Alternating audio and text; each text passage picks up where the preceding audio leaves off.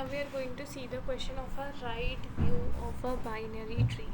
ठीक है, तो इस क्वेश्चन में हमें क्या करना है, एक बाइनरी ट्री दे रखी है और हमें फाइंड करना है उसका राइट व्यू. ठीक है, तो राइट व्यू क्या होगा, मतलब जो चीज़ें हमें राइट से दिख रही हैं, जैसे 1 फिर 3 फिर 7 फिर 8. ठीक है, तो ये बताना है हमें इसका राइट व्यू में क्या क्या चीज़ें होंगी. 1 3 7 8. ठीक है, अगर हम ये इनपुट ले 10 20 10 20 फिर 30 फिर ऐसे, है ना, तो ये बताना है हमें. चलो लेट्स डू इट. क्वेश्चन को सॉल्व करते हैं step by step. Okay,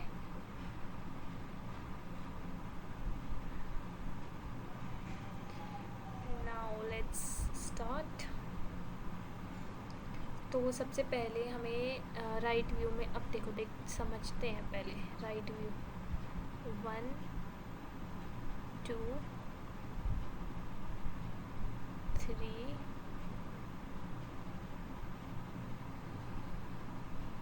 4 5 6. Okay, we are taking this example और इस एग्जाम्पल को हम हटा देते हैं. कैसे रिमूव होगा, रिमूव भी तो नहीं हो रहा, टेक्स्ट पे जाके रिमूव होगा आई गेस. यस,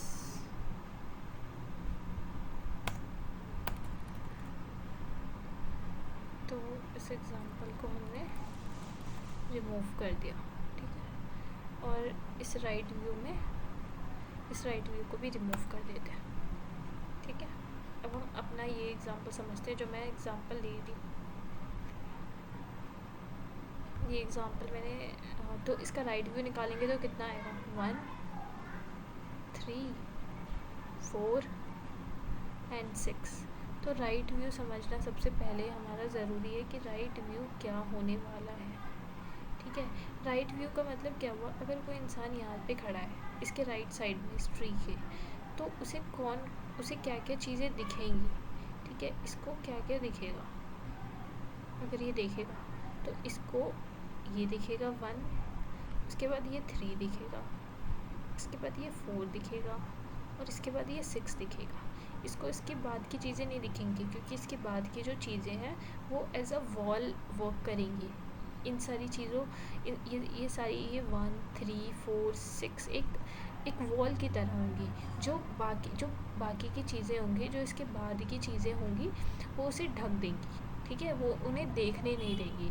तो अगर ये इंसान मतलब कि अगर एक दीवार के सामने खड़ा है मान लो, और ये दीवार है और इस दीवार के पीछे और भी चीज़ें हैं, तो इस राइट साइड में जो इंसान खड़ा है, तो उसे सिर्फ क्या होगा, उसे सिर्फ ये चीज़ें दिखेंगी जो दीवार पे चीज़ें हैं, जैसे 1 3 4 एंड 6. इसे बाद की जो भी चीज़ें हैं वो उसे चीज़ें दिखेंगी नहीं. तो हमें यही बताना है कि अगर कोई इंसान हमारे राइट साइड में खड़ा है हमारे इस ट्री के, तो उसे कौन कौन सी चीज़ें हमें उस इंसान को शो होंगी. तो 1 होंगी, 3 होंगी, 4 होगी, 6 होंगी. ठीक है, तो ये हमारा आउटपुट होगा. स्टेप बाय स्टेप हम इसे चलो समझते हैं अच्छी तरीके से. तो हमारा सबसे पहला स्टेप तो ये होगा, ये वाला काम होगा. तो सबसे पहले हमें क्या करना है, सबसे पहले अपन को एक वेक्टर बनाना है. ठीक है, एक हमने क्या किया, वेक्टर बना दिया जिसका नाम है अपना आंसर. ठीक है, हमारा नाम है आंसर जिसका. उसके बाद हमें एक सॉल्व फंक्शन बनाना है. चलो चलते हैं सॉल्व फंक्शन. और सॉल्व फंक्शन के पास हम क्या पास करने वाले हैं, रूट, ये वेक्टर और 0. ठीक है, ये साइज़ है 0, मतलब लेवल का साइज़ 0 है अभी. ठीक है, तो अभी आंसर का साइज़ कितना है, आंसर का साइज़ भी अभी 0 है. ठीक है, और लेवल का साइज़ कितना है, लेवल का साइज़ भी 0 पास कर रखा है यहाँ पे. तो सबसे पहले ये क्या करेगा, सॉल्व फंक्शन पे जाएगा. सॉल्व फंक्शन पे जाएगा और उसके बाद रूट पे क्या है, रूट पे अभी हमारा 1 है.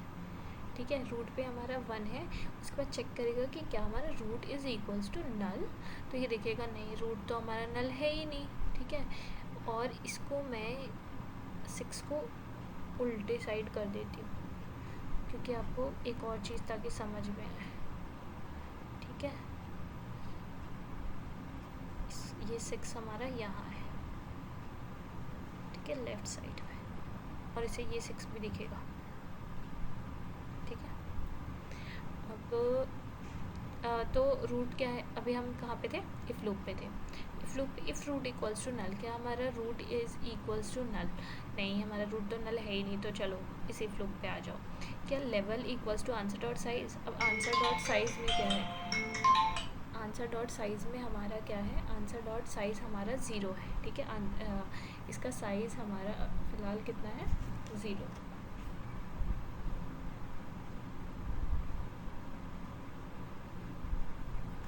ओके, या सो इस वेक्टर का साइज़ हमारा 0 है और लेवल का साइज़ भी 0 है, तो ये क्या करेगा, ये चेक करेगा, ओके ये इफ़ वाली कंडीशन सेटिस्फाई कर रही है, तो answer dot push back root का डेटा क्या है, ये है, तो आंसर पे पुश बैक कर देगा रूट का डेटा कितना, 1। ओके, तो 1 को पुश कर देगा। उसके बाद फिर क्या करेगा, फिर इस स्टेप पे आएगा, इस स्टेप पे जाएगा, देखेगा कि ओके फिर से तुम सॉल्व फंक्शन को रिकर्सिवली कॉल करो, मतलब कि ऊपर जाएगा, और इस बार इसने पास क्या किया, रूट का राइट, मतलब कि इसने रूट का राइट ये, इसके बाद तुम इस पे जाओ रूट के राइट पे, और आंसर, ठीक है, आंसर का साइज़ कितना हो गया होगा, आंसर का साइज़ अभी 1 हो गया होगा, और लेवल को एक इंक्रीज़ कर दो, लेवल भी हमारा कितना हो गया होगा, लेवल हमारा 1 हो गया होगा, ठीक है। अब क्या करो, फिर ये यहाँ से ऊपर जाएगा, ऊपर जाने के बाद चेक करेगा कि क्या हमारा रूट नल है, रूट क्या हमारा नल है, क्या रूट हमें नल दिखाई दे रहा है,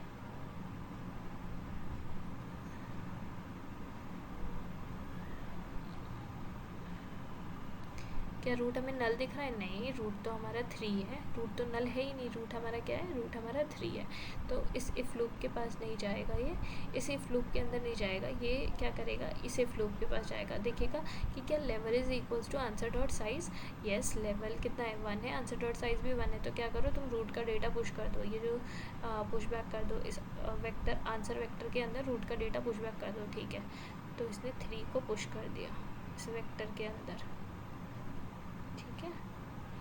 अब उसके बाद फिर क्या करें, इस स्टेप पे जाओ, इस स्टेप पे जाके रिकर्सिवली कॉल मारो, तो अब इस स्टेप पे क्या क्या पास करें हम, रूट का राइट, तो अब ये अपने राइट पे जाएगा, राइट पे जाने के बाद क्या करेगा, राइट पे जाएगा, और उसके बाद आंसर का साइज़ क्या होगा, आंसर का साइज़ अब हमारा 2 हो गया होगा, और जब पास करेगा तो लेवल को एक बढ़ा के पास करेगा, लेवल कितना हो गया होगा, लेवल हमारा 2 हो गया होगा, फिर यहाँ पे ऊपर जाने के बाद ये चेक करेगा कि क्या हमारा रूट नल है, नहीं, रूट तो अभी हमारा 4 है, तो रूट हमारा 4 है तो क्या होगा, रूट हमारा 4 है तो इस इफ़ लूप के पास जाएगा, नल नहीं है तो फिर चेक करेगा कि क्या लेवल और आंसर डॉट साइज़ हमारे इक्वल है, येस आंसर डॉट साइज़ और लेवल हमारे इक्वल है, ये भी 2 है और ये भी 2 है, तो तुम क्या करो, रूट का डेटा पुश बैक कर दो, रूट का डेटा क्या है, 4 है, तो 4 को हमने पुश बैक कर दिया, ठीक है। फिर उसके बाद रिकर्सिवली कॉल मारो, फिर राइट साइड पे, ठीक है,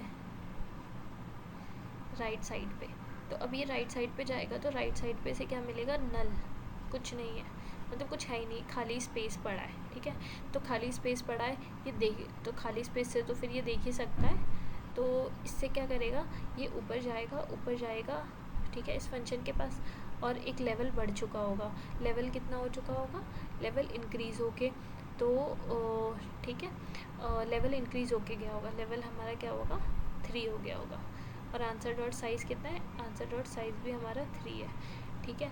अब इसके बाद फिर क्या हुआ होगा, इसने चेक किया होगा ऊपर जाके कि क्या रूट का डेटा नल है, येस हमारा रूट तो नल है, तो क्या करो तुम यहाँ से रिटर्न कर जाओ, चलो यहाँ से तुम क्या करो, वापस जाओ, और वापस जाने के बाद तुम्हें क्या करना है, तुम्हें अपने लेफ़्ट साइड में जाना है, ठीक है, तुम्हें अपने लेफ़्ट साइड में जाना है, ठीक है, यहाँ जाना है अब तुमको, यहाँ जाने के बाद तुम्हें क्या करना है, यहाँ जाने के बाद फिर चेक करना है कि क्या हमारा रूट नल है, नहीं हमारा तो रूट नल है ही नहीं अभी, तो हमारा क्या है, लेवल क्या, लेवल और आंसर डॉट साइज़ इक्वल है, यस दोनों ही 3 है, तो दोनों ही 3 है, तो तुम क्या करो, ये पुश कर दो, ठीक है, रूट का डेटा पुश बैक कर दो, अभी क्या है, 6 है रूट का डेटा, ठीक है, हमने ये पुश बैक कर दिया, और उसके बाद हमने क्या किया, फिर उसके बाद फिर ये क्या करेगा, फिर ये अपने राइट में कॉल मारेगा, ठीक है, तो अपने राइट में कॉल मारेगा, नल में लेगा इसे, तो फिर क्या करेगा, फिर ये ऊपर जाएगा, फिर ये अपने लेफ़्ट में कॉल मारेगा, फिर इसे नल मिलेगा, ये अपने ऊपर जाएगा, फिर ऐसे फिर ये अपने ऊपर जाएगा, ऐसे ऐसे, तो इस तरीके से हमारा रिकर्सिवली काम होते रहेगा,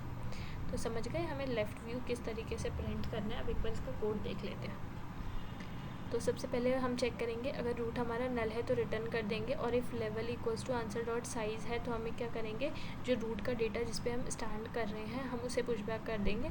उसके बाद हम अपनी रिकर्सिव कॉल मारने वाले हैं रूट के राइट पे, क्योंकि हमें राइट व्यू चाहिए, इसीलिए हमने रूट का राइट पे अपना रिकर्सिव कॉल किया है, एंड जिसमें हम एक आंसर नाम का वेक्टर और लेवल को इंक्रीज़ करके पास करें। और दूसरी रिकर्सिव कॉल अगर हमें राइट पे चीज़ें नहीं मिलती तो हम लेफ़्ट पे मारें, अगर राइट पे नल होता है मतलब कि ब्लैंक स्पेस है तो। और ये हमारा राइट व्यू में हमने पास कर दिया वेक्टर और एक सॉल्व नाम का फंक्शन जो कि ये काम कर रहा है हमारा, और एंड में रिटर्न आंसर कर दिया। Now let's submit this.